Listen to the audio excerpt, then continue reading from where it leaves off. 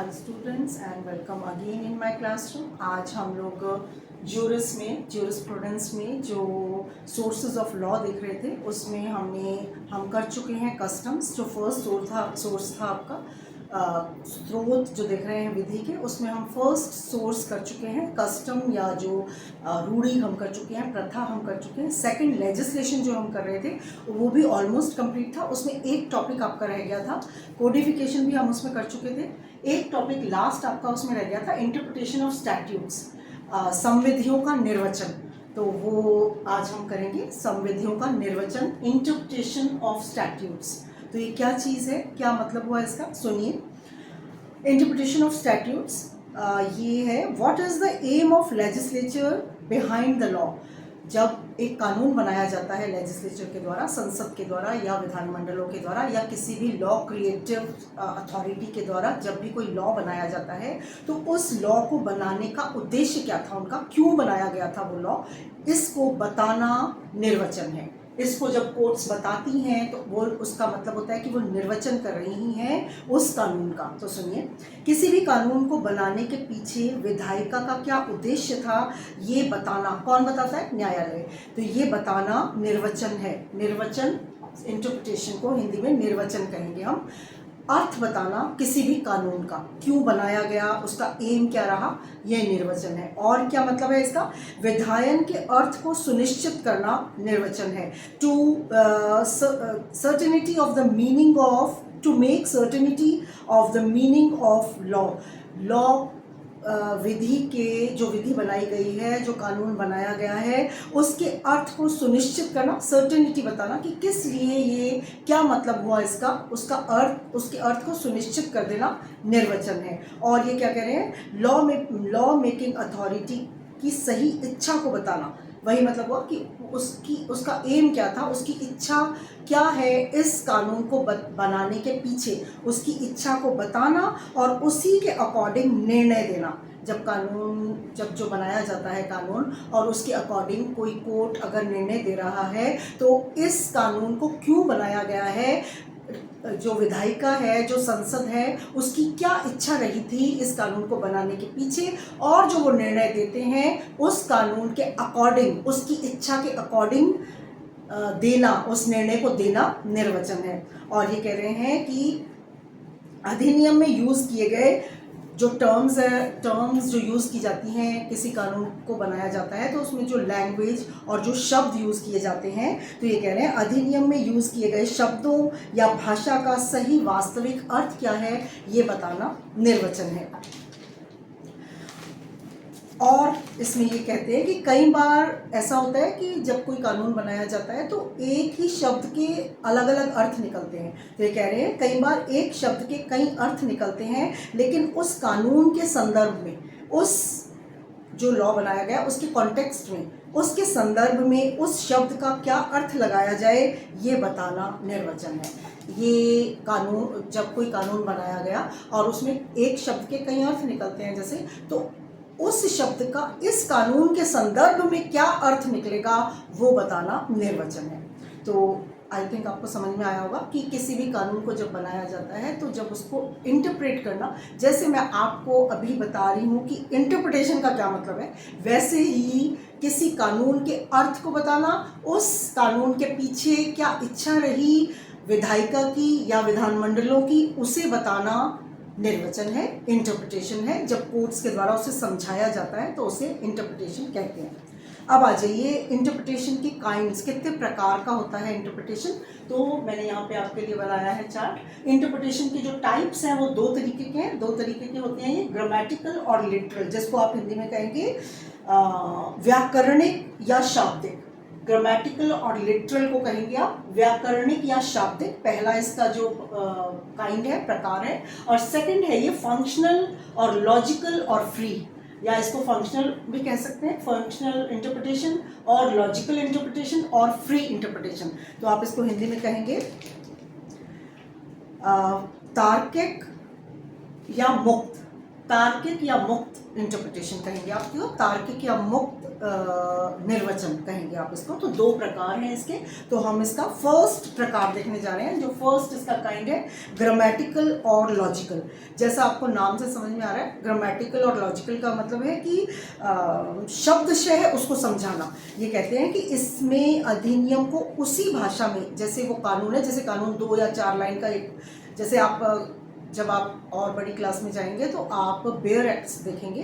Bear acts का मतलब कानून को शब्दशः बताया जाता है, उसमें उसको ज़्यादा समझा के नहीं बताया जाता, पूरा शब्दशः उसको, क्या कानून की भाषा क्या है उसको वैसा का वैसा बेयर एक्ट्स में जैसे आप पढ़ेंगे। तो ये कह रहे हैं कि ग्रामेटिकल और लिटरल इंटरप्रिटेशन क्या है, ये कह रहे हैं इसमें अधिनियम को उसी भाषा और उन्हीं शब्दों में स्वीकार किया जाता है जो उसके सामने है।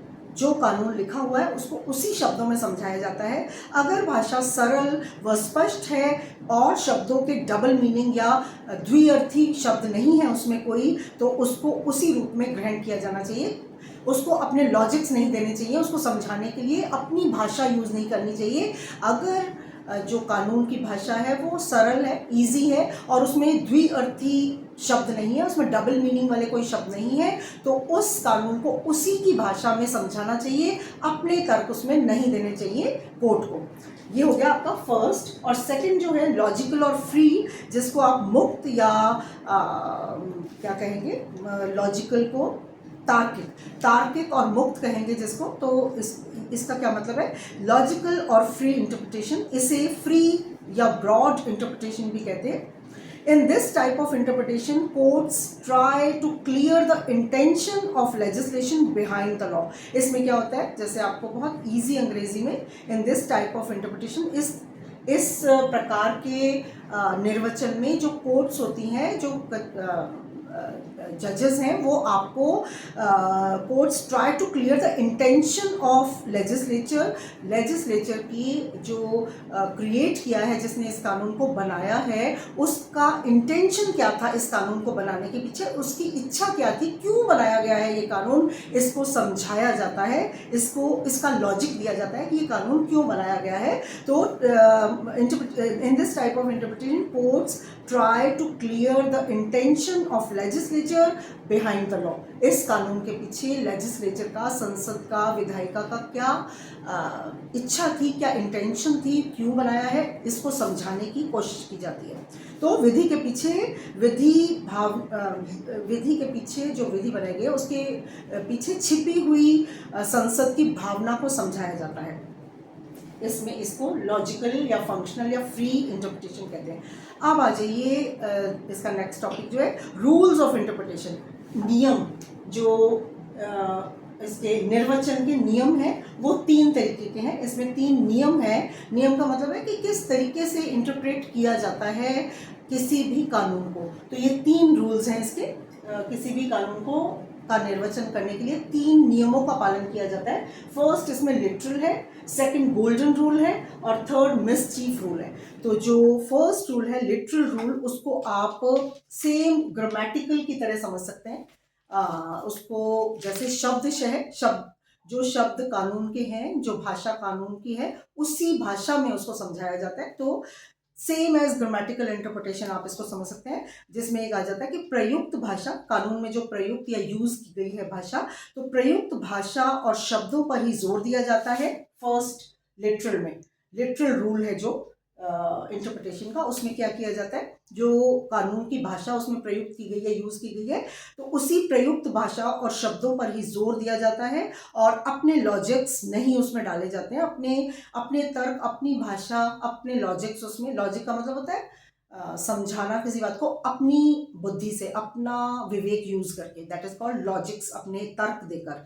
तो उसमें अपने तर्क नहीं घुसाते हैं, मतलब उसमें यूज नहीं करते हैं अपने तर्कों को, और प्रयुक्त भाषा और शब्दों पर ही जोर दिया जाता है। शब्दशः निर्वचन के लिए, शब्दशः निर्वचन लिटरल, शब्दशः निर्वचन के लिए कुछ सब रूल्स को इसमें बताया गया है। कुछ इसके लिटरल जो इंटरप्रिटेशन है उसके सब रूल्स भी हैं। 3 लिटरल इंटरप्रिटेशन, 3 सब रूल्स हैं जिसको हम करने जा रहे हैं।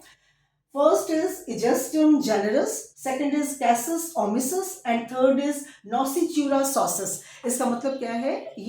मतलब इसका हिंदी में ही आपको समझ में आएगा, क्योंकि ये जो वर्ड्स हैं, ये जो टर्म्स हैं, ये लैटिन टर्म्स हैं और इसको एज इट इज यूज किया जाता है। इसमें इसका कोई इंग्लिश मीनिंग नहीं है, तो आप इसको इजिस्टम जेनेरस को इजिस्टम जेनेरस ही बोलेंगे, बट इसको हिंदी में आप सजाति का नियम बोलते हैं। अब आपको समझ में आ रहा है? मतलब ये हुआ कि जो रूल्स हैं इंटरप्रिटेशन के, 3 लिटरल रूल फर्स्ट है, गोल्डन रूल सेकंड है और मिस्चिफ रूल थर्ड है इसका, किसी भी कानून को इंटरप्रेट करने का, निर्वचन, उसका अर्थ बताने का। इसमें जो फर्स्ट रूल है लिटरल, उसके भी आगे सब रूल्स हैं, उप नियम है 3। तो फर्स्ट इज इजिस्टम जेनेरस, जो कि है सजाति का नियम, जो हम देखने जा रहे हैं। ये कह रहे हैं कि सजाति का नियम फर्स्ट हम देख रहे हैं, इजिस्टम जेनेरस। ये जो 3 सब रूल्स हैं आपके, जो लैटिन टर्म्स हैं आपकी, ये आपकी शॉर्ट नोट्स में अलग अलग भी आ जाती हैं। Define casus omissus, define ejusdem generis. तो आपको इसको थोड़ा ध्यान से आप सुनेंगे तो आपको समझ में आएगा, ज़्यादा कुछ भी नहीं है, बुक में एक रीडिंग लगानी पड़ेगी और आपके शॉर्ट नोट्स 3 तैयार हो जाएंगे। तो हम लिटरल रूल जो है इंटरप्रिटेशन का, उसके सब रूल्स करने जा रहे हैं और फर्स्ट हम ले रहे हैं इजिस्टम जेनेरस। तो ये है सजाति का नियम, इसको बोलते हैं। ये कहते हैं कि जब एक विधि बनी, एक लॉ बन गया, उसमें कुछ विशिष्ट और कुछ सामान्य शब्द हैं। कुछ विशिष्ट का मतलब है कुछ उसमें स्पेशल वर्ड्स हैं, कुछ स्पेसिफिक मतलब स्पेशल वर्ड्स होते हैं, शब्द यूज किए गए, और कुछ कॉमन शब्द यूज किए गए। कॉमन जो हम कॉमनली यूज होते हैं, कहीं और जगह पर भी यूज हो सकते हैं जो, और स्पेशल वर्ड्स जो उसी कानून में यूज किए गए हैं। तो ये कह रहे हैं जब एक विधि में कुछ विशिष्ट स्पेशल और कुछ सामान्य कॉमन शब्द यूज किए गए हों, तो जो कॉमन वर्ड्स हैं, जो सामान्य शब्द हैं, उनका अर्थ विशिष्ट शब्दों के अर्थ के संदर्भ में ही समझा जाना चाहिए। इनका मतलब है कहने का कि जब एक कानून में कुछ विशिष्ट शब्दों का यूज किया जा रहा है और कुछ सामान्य शब्द भी उसमें यूज किए जा रहे हैं, तो उस कानून के सामान्य शब्दों को भी आप उन विशिष्ट शब्दों के कॉन्टेक्स्ट में ही डिफाइन करेंगे, समझेंगे। समझ में आ रहा है आपको? और सुनिए, एक ही जाति या एक ही कैटेगरी के शब्दों को एक साथ रखना चाहिए, एक जगह पर रखना चाहिए, इकट्ठा रखना चाहिए। एक का अर्थ दूसरे के संदर्भ में समझना चाहिए। इससे इनकंसिस्टेंसी दूर रहती है, एक संगतता रहती है, एक कंसिस्टेंसी रहती है।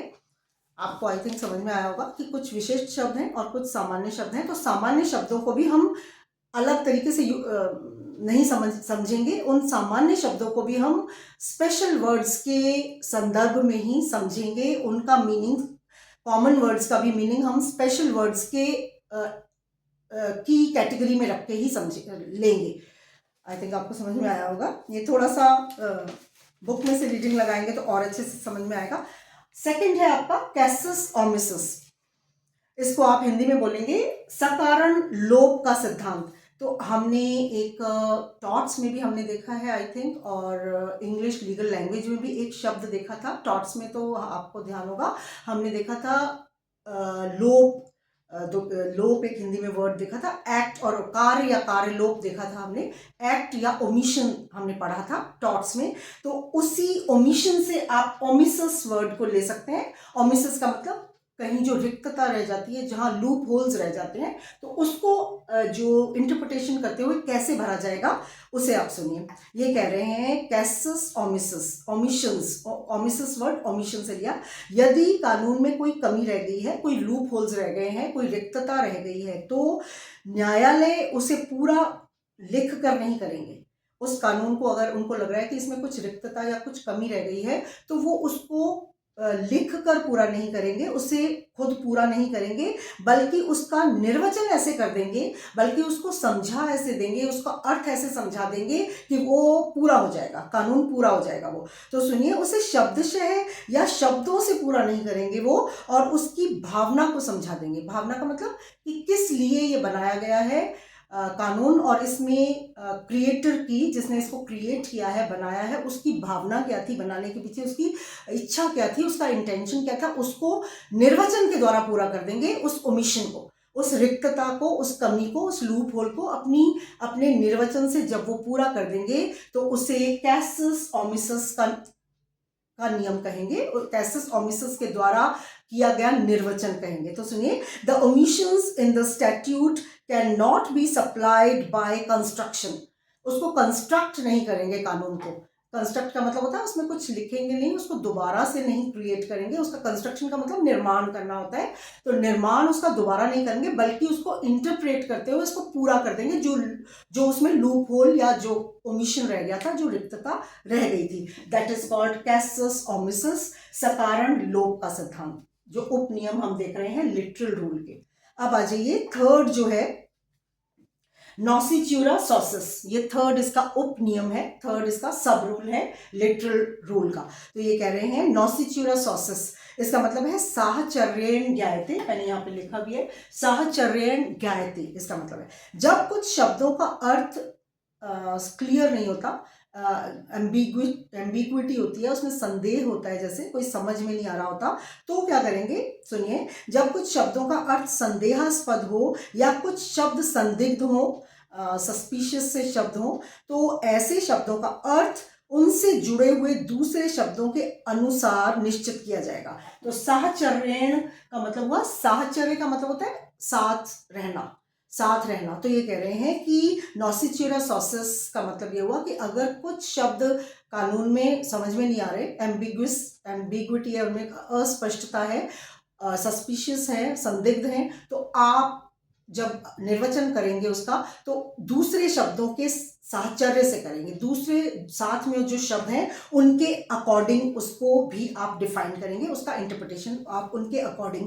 दूसरे शब्दों के अकॉर्डिंग करेंगे। दैट इज कॉल्ड नॉसिच्यूरा सॉसिस का नियम। तो ये आपके 3 उप नियम या 3 सब रूल्स हैं फर्स्ट लिटरल रूल के। और अब हम, ये हो गए तीनों आपके कंप्लीट। अब हम रूल जो इंटरप्रिटेशन के कर रहे थे उसमें सेकंड रूल पे आ गए, that is golden rule. Golden rule, जिसको आप हिंदी में बोलेंगे स्वर्णिम नियम।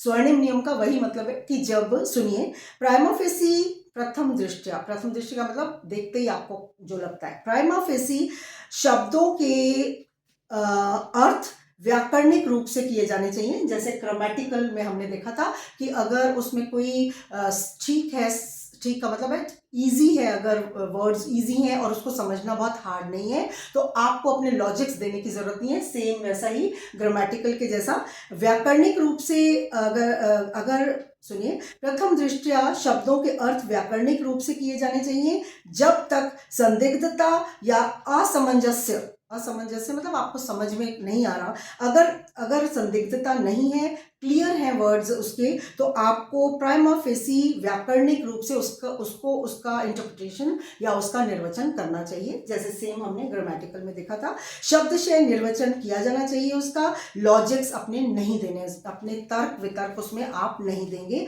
जब तक अगर वो इजी है, सरल है तो। और थर्ड आपका आ गया मिसचीफ रूल, ये सेम सिंपल है ये। उसके बाद आपका थर्ड रूल इंटरप्रिटेशन का जो है, दैट इज मिसचीफ रूल, जिसको आप कहेंगे रिष्टि का नियम। रिष्टि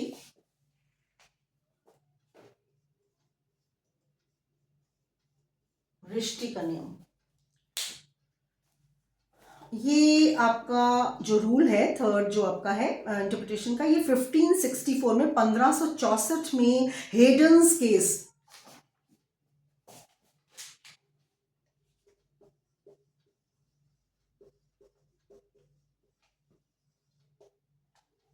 ये है आपका 1564 में 1564 में हेडन्स केस में इंटरप्रिटेशन का एक बहुत ही आप इसको डिफरेंट सा रूल कह सकते हैं, डिफरेंट रूल सामने आया, जिसे मिसचीफ रूल कहा गया, रिष्टि का नियम कहा गया। इसमें ही कहा जाता है कि when the intention of the legislature can not be determined by the language of the statute, जब स्टैट्यूट की जो लैंग्वेज है, जो कानून की जो भाषा है, अगर उससे क्रिएटर जो है, जो विधायिका है जिसने उसको बनाया है, उसका इंटेंशन आपको अगर समझ में नहीं आ रहा उसकी भाषा से, कानून की लैंग्वेज से, तो क्या होगा, द कोर्ट में consider the historical background underline the statute, तब उसका इंटरप्रिटेशन करने के लिए क्या किया जाएगा, न्यायालय के द्वारा उसके पीछे की हिस्ट्री को देखा जाएगा। उस किसके पीछे थी? उस कानून को जो बनाया गया है, अगर उसकी उसमें जो उसकी जो क्रिएटर है जिसने उसको बनाया है, उसकी इच्छा या उसकी इंटेंशन समझ में नहीं आ रही, तो उस कानून के पीछे की हिस्ट्री से उसको समझाया जाएगा। तो इसमें आप सुनिए, according to this rule court को निर्वचन के समय ये देखना चाहिए, क्या देखना चाहिए? नंबर 1 कि इस कानून को बनाए जाने से पहले इस विषय पर, जिस पर वो कानून बनाया गया है, उस सब्जेक्ट पर पूर्व विधि क्या थी, उससे पहले कानून विधि क्या थी, जो अभी ये कानून बनाया गया है, इस कानून के पहले, जब इस कानून को नहीं बनाया गया था उससे पहले इस सेम विषय पर, इस सेम सब्जेक्ट पर क्या किया जाता था, क्या विधि थी, क्या नियम थे, उसको देखा जाना चाहिए। नंबर 1 कोर्ट्स ऐसे देखेंगी। और सेकंड नंबर वो क्या देखेंगी, इस लॉ के संबंध में जो हिस्ट्री है इसकी, उसमें कॉमन लॉ क्या था, मतलब कॉमन लॉ, जो इस लॉ के संबंध में कॉमन लॉ क्या था, इसकी हिस्ट्री क्या थी, उस विधि में अगर जो पहले, समझिए इसको दोबारा मैं बताती हूँ आपको। जैसे अगर कोर्ट को ये समझ में नहीं आया है कि किसी कानून के पीछे जो इंटेंशन है इसको क्रिएट करने की क्या है, विधायिका के द्वारा क्या इसकी इच्छा थी, क्यों बनाया गया है, तो उस कानून के बैकग्राउंड को वो देखेंगे और उस बैकग्राउंड को देखने में ये कहेंगे कि इस कानून को जब बनाया गया है उससे पहले क्या था, इस विषय पर क्या चलता था, कैसे काम होता था, इस विषय को कैसे सुलझाया जाता था। एक तो ये देखेंगे, और देखेंगे कि अगर इस जो पहले का कानून को समझ में आएगा, नियम समझ में आएगा कि उसको बदलने के लिए उसमें क्या कमी थी, कि उस कमी को हटाने के लिए जो ये नया कानून बनाया गया है तो उस कानून में क्या कमी थी, एक ये देखेंगे। और उस कमी को दूर करने के लिए संसद ने या क्रिएटर ने, जिसने भी विधानमंडल ने या संसद ने ये जो कानून बनाया है, उसमें उस कमी को दूर करने के लिए क्या उपचार दिया है, क्या रेमेडी दी है, तो ये वो देखेंगे। किस कारण से ये वाला उपचार दिया गया है, उस पुराने वाले कानून को क्यों हटाया गया, उसमें क्या कमी थी, और उस कमी को दूर करने के लिए अब इस नए कानून में क्या रेमेडी दी गई है, ये वो देखेंगे, न्यायालय ये देखेंगे। इस प्रकार, इस कारण से ये अतः ये रूल कमियों को दूर करता है, जो पहले की कानून था उस कमी को, उस लूप होल को ये नया जो मिसचीफ रूल था ये दूर करता है, और रिलीफ या रेमेडीज को सुदृढ़ करता है, निश्चित करता है। तो आई थिंक आपको ये समझ में आया होगा। इंटरप्रिटेशन ऑफ स्टैट्यूट्स इस सेकंड सोर्स ऑफ लॉ जो हम कर रहे थे, विधायन या लेजिस्लेशन, उसका लास्ट टॉपिक था ये। और अब ये तीनों रूल हमने देख लिए, इनके सब रूल्स देख लिए, और इन सब रूल्स को आप अच्छे से देख के जाएंगे क्योंकि इस पे आपके शॉर्ट नोट्स भी आ जाते हैं। और एक बात आपसे मैं कहना चाहती थी कि जब अब जैसे हमारा आज भी अभी कंप्लीट नहीं हुआ है सोर्सेज ऑफ लॉ, इसमें एक लास्ट टॉपिक आपका और लास्ट सोर्स आपका और रह गया है, जो प्रेसिडेंट्स, जुडिशियल प्रेसिडेंट्स हैं, जो न्यायिक पूर्व निर्णय हमने और देखने अभी। तब आपका ये जो टॉपिक है आपका जो सोर्सेज ऑफ लॉ का इंटरप्रिटेशन, इसमें ज्यूरिस्प्रूडेंस में हम देख रहे हैं, ये तब कंप्लीट होगा जब एक टॉपिक और अभी हम करेंगे। तो मैं आपसे ये कहना चाहती थी कि जब आप अकॉर्डिंग टू सिलेबस अपना करना चाह रहे हैं किसी भी सब्जेक्ट को, जैसे आप ज्यूरिस्प्रूडेंस को अकॉर्डिंग टू सिलेबस करना चाह रहे हैं, तो मैंने अलग अलग प्लेलिस्ट बना दी है इसकी। तो आप ज्यूरिस की प्लेलिस्ट में जाएंगे तो आपको ऑटोमेटिकली वो फर्स्ट आएगा पहले, फिर सेकंड वीडियो आएगा, फिर थर्ड वीडियो आएगा, और उसके अकॉर्डिंग सिलेबस के अकॉर्डिंग आप उसको देख पाएंगे। तो आपको सर्च नहीं करना पड़ेगा, जो कॉमन वीडियोस जिसमें सारी पढ़ी हैं, जिसमें हिंदू लॉ की भी हैं, मैं किसी भी टॉपिक पे डाल देती हूँ जो भी मेरा तैयार हो जाता है मतलब अच्छे से। तो मैं हिंदू लॉ भी डाल रही हूँ, लीगल लैंग्वेज तो कंप्लीट हो गया आई थिंक, और उसके बाद टॉर्ट्स भी आई थिंक कंप्लीट है उसमें, और अब हिंदू लॉ और ज्यूरिस चल रहा है। तो मैं कभी ज्यूरिस की डाल देती हूँ, कभी हिंदू लॉ की। तो आप जिस भी सब्जेक्ट को देखना चाहते हैं तो प्लेलिस्ट आप ओपन करेंगे और उसमें आपके 1 2 3 4 सीरियल वाइज आ जाएंगी आपकी वीडियोस, उसमें अकॉर्डिंग टू सिलेबस है सारा। तो आप प्लेलिस्ट को ओपन करके उसमें करें। Thank you so much. हम नेक्स्ट वीडियो में इसको सोर्सेज ऑफ लॉ को प्रेसिडेंट्स के लास्ट आपका जो लास्ट सोर्स रह गया उसको करके, और हम इसको वाइंड अप करेंगे। आई थिंक आपको समझ में आएगा। Thank you so much.